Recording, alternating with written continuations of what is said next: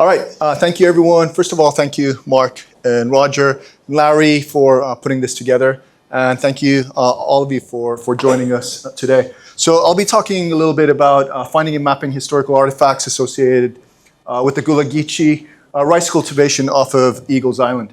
I do have a few quotes I teach environmental sciences at UNCW. I'm an associate professor there. They always tell you not to read directly from slides, but I'm going to do that because I have tenure now, so I'm allowed to do that. So anyway, this is really a combination of work between Mark and myself.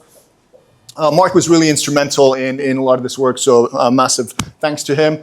So again, this is a combination between myself and obviously Dr. Ramsing. We're looking at on every freshwater river and estuary along the coast of the Rice Kingdom, above the influence of salt water and upriver to the point where at least a 3-foot difference in low and high tide occur, slaves converted freshwater tidal swamps and marshes to rice fields. I want to point out the image on the top left, so we're looking at kind of that West African region. We have everywhere from kind of Senegal on the west coast of Central Africa, reaching all the way to approximately Nigeria in that area. So that was really where a lot of the rice cultivation of those experts very much came from. While the rice was the cash crop of the coastal southeast, this is a quote from Sean Palmer, who's the director of the UNCW's Upper African American Cultural Center. Amazing quote here. While the rice was the cash crop of the coastal southeast, along with Sea Island cotton and indigo, Gullah Geechee ancestors provided both the brain trust and physical labor needed to change the landscapes into spaces that created commercial yields of the crop. The children of West Africa, who came to be known as Gullah Geechee, were agricultural engineers who, like the rice, were harvested for their vast knowledge. I get goosebumps every time I read that. So just to point out some of the locations we're looking at, really where the experts came from are really this part of kind of central West Africa. Enslaved people died at much higher rates in the rice region than anywhere else in the South. Enslaved workers were brutalized, undernourished, and overworked, and forced to work in standing water and mud under the brutally hot sun. Establishing rice plantations involved draining snake and mosquito-infested tidal swamps and marshes, building dikes by piling up mud dug from river bottoms, and installing giant gates to let fresh water flood the fields and keep out incoming tides. Work so treacherous that only people threatened by the whip would do it.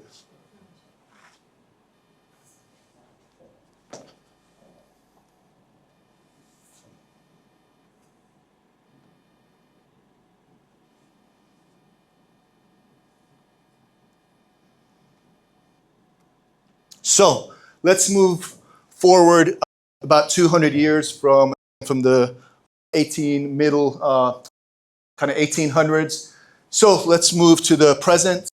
It all started again with Mark, archaeologist, keen eye for archaeology, and he would go out with his small vessels. Here he is on a 20-foot, 22-foot rowing shell. He's part of the rowing club near Belleville. Would spend many years traversing up and down those canals. And just from his keen eye, he started noticing a lot of these structures. You can see this one on the top right, again, some on the bottom right also. He started realizing that these were man-made structures. And being an archaeologist that he is, he started doing the research and realized that a lot of these features were associated with irrigation, rice irrigation, again, from a couple of hundred years ago. So he was able to find different kinds of bulkheads, floodgates, landings, and repairs. So, by coincidence, Mark is also my neighbor. So, it's meant to be, isn't it? It's just meant to be.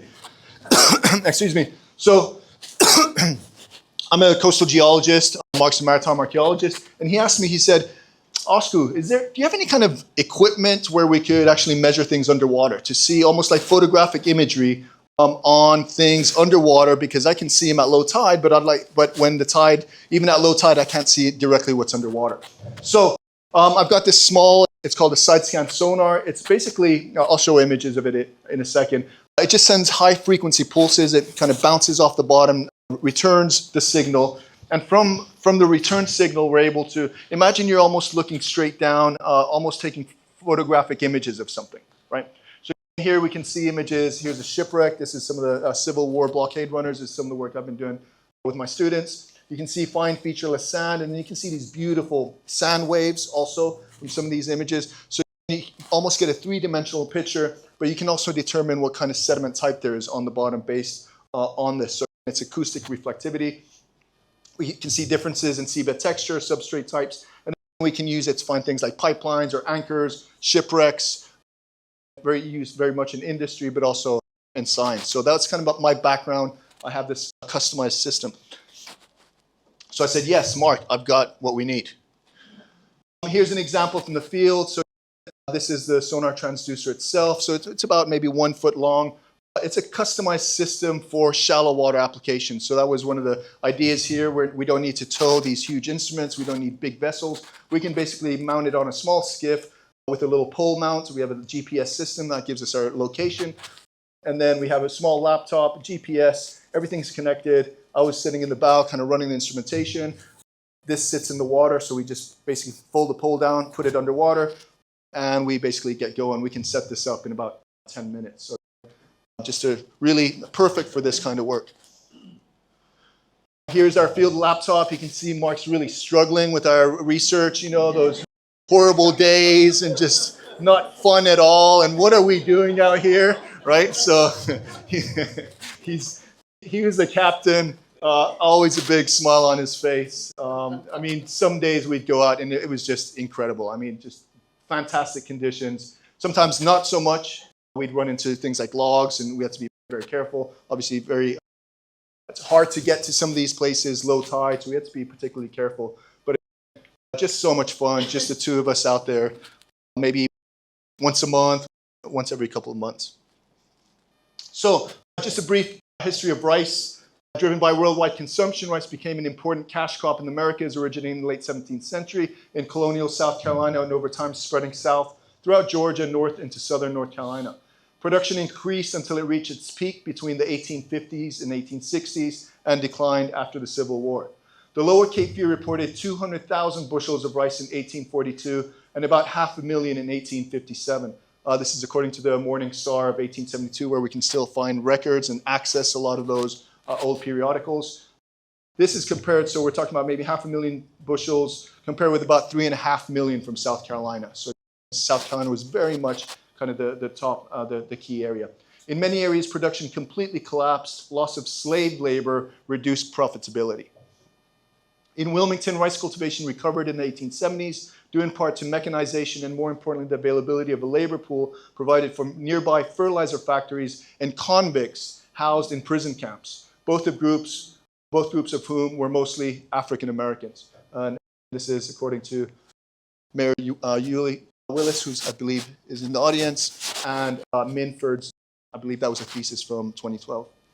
And you can see some of these maps, the extension of how far.